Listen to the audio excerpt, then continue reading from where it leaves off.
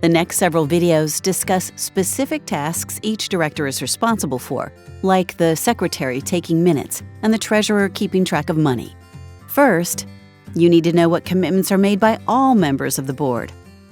The people you elect to serve on your board have the job of running the co-op in a fair, consistent, democratic, and businesslike manner. Whether they are screening new members, planning the annual meeting, or any of the other tasks that keep your co-op running smoothly, they must always fulfill two main duties: loyalty to the cooperative and duty of care in taking action on behalf of the co-op. The first of these, loyalty to the cooperative, means board members must not put their self-interest ahead of the co-op's best interests. Examples of self-interest could include using co-op money to pay a board member to do a job normally done by a volunteer, or telling a family member about a home for sale before other community residents learn about it. Actions like these violate co-op members' trust. To guard against them, the board must adopt policies and practices that prevent conflicts of interest and even the appearance of conflicts of interest. Loyalty to the cooperative also means that the directors must know and obey applicable state and federal laws, as well as the cooperative's articles of incorporation, bylaws, community rules, policies, and procedures. They are also required to adhere to the budget and any binding contracts or agreements, including those with lenders that require regular financial reporting.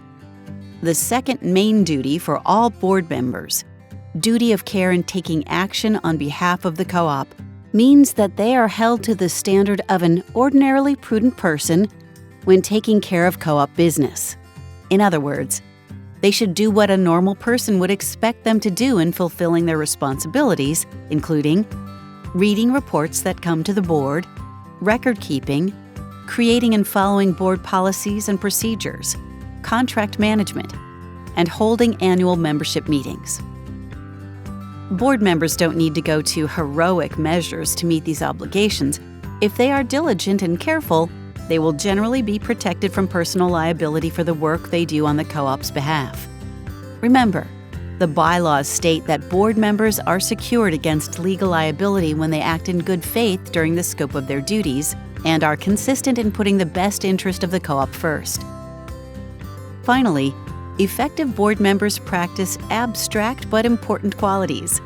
Those include encouraging and supporting members to work together to achieve the cooperative's mission, being positive role models for other members, understanding the co-op's decision-making policies and procedures, working well with others, attending meetings, communicating effectively among themselves, and supporting board and membership majority decisions.